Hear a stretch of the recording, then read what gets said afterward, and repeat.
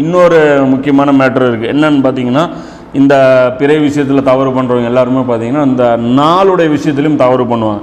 இந்த நாளுடைய ஆரம்பம் எதுன்னு பார்த்தீங்கன்னா ஃபஜ்ரா மகரிபா அப்படின்னு பார்த்தீங்கன்னா, மகரிபு தான் வந்து பெரும்பான்மையான மக்கள் வந்து ஃபாலோ பண்ணுறாங்க. ஆனால் வந்து ஃபஜ்ரு தான் வந்து நாளுடைய தொடக்கம்.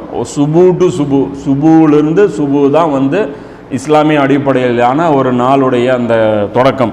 இது எப்படின்னு பார்த்தீங்கன்னா, அல்லாஹ் குர்ஆனில் சொல்கிறோம், தொழுகைகளையும் குறிப்பாக நடு தொழுகையும் பேணிக் கொள்ளுங்கள்னு சொல்லி 2வது அத்தியாயத்தில் 238வது வசனத்தில் அல்லாஹ் சொல்கிறோம். அப்போ நடு தொழுகை எது அப்படின்னு பார்த்தீங்கன்னா, புகாரியில் 4533வது ஹதீஸு, முஸ்லீமில் 1032வது ஹதீஸு, முஸ்னத் அஹமதில் 19622வது ஹதீஸு. இதில் என்ன இருக்குது? நடு தொழுகை எதுன்னா அசர் தொழுகை. அப்போ 4 ஃபஜ்ரில் தொடங்கினா தான் அந்த நாளுடைய நடுத்தொழுகையை எது வரும்? அசர் வரும்.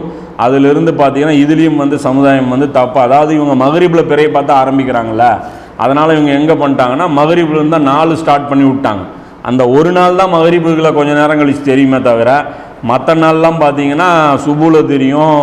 அதான் சொன்ன இல்லைங்க, அந்த 50 நிமிஷம் ரொட்டேஷன்லேயே தான் மாறிக்கிட்டு இருக்கும்.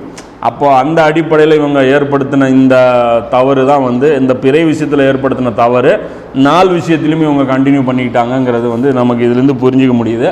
அப்போ அந்த அடிப்படையில் இந்த ஒரு புரிதலும் வந்து சரி பண்ணிங்க. நாளுங்கிறது சுபூவில் தான் ஆரம்பிக்குதுன்ட்டு. அதே மாதிரி இன்னொரு கூடுதலான ஹதீஸும் பார்த்தீங்கன்னா புகாரியில் 998வது ஹதீஸில் அதில் நபிஸ்லாம் சொல்கிறாங்க, உங்களுடைய நாளில் கடைசி தொழுகையாக வித்திரை ஆக்கி கொள்ளுங்கள் அப்படின்றீங்க.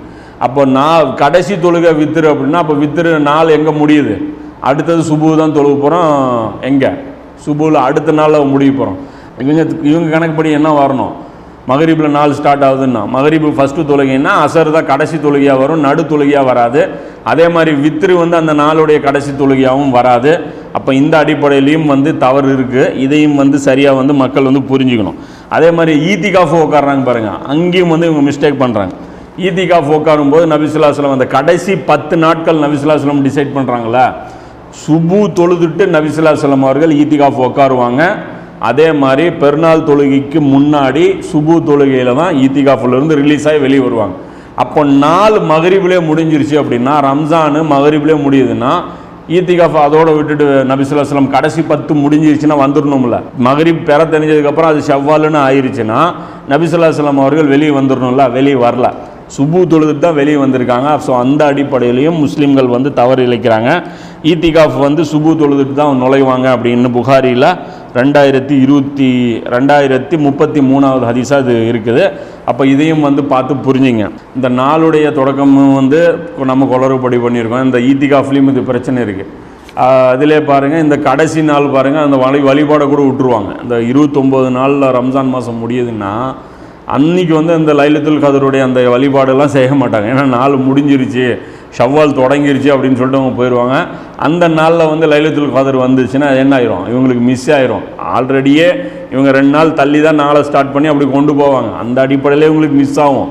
தப்பி தவறி அவங்க நெருக்கமாக ஒரு நாள் கணக்கில் ஸ்டார்ட் பண்ணால் கூட இந்த நாளை வந்து தவறாக தொடங்குறதுல இவங்க என்ன ஆயிரும்? அதுலேயும் வந்து இவங்க லைலத்துல் கதர் வந்து மிஸ் ஆயிரும். ஸோ இது மாதிரியான விஷயமெல்லாம் இருக்குது.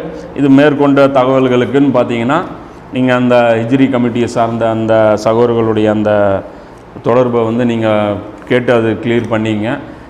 இவ்வளோ தான் இந்த பிறை சம்மந்தப்பட்ட நாம் சொல்ல நினச்ச விஷயங்கள். இதில் வேறு ஏதாவது சந்தேகங்கள் இருக்குது, ஏதாவது டவுட்ஸ் இருக்குது அப்படின்னா, எந்த சந்தேகமாக இருந்தாலும் ஹிஜ்ரி கமிட்டியை சார்ந்த அந்த சகோதரர்களை தொடர்பு கொண்டு கேளுங்க. அவங்க வந்து இது தான் ஃபுல் அண்ட் ஃபுல்லாக அவங்க தாவா வந்து செய்கிறாங்க. அப்போது எந்த கேள்வியும் நீங்கள் கேட்டிங்கனாலும் உங்களுக்கு வந்து அவங்க ரிப்ளை பண்ணுவாங்க. அதை பார்த்து நீங்கள் வந்து கிளியரிட்டி வந்து பண்ணிக்கலாம்.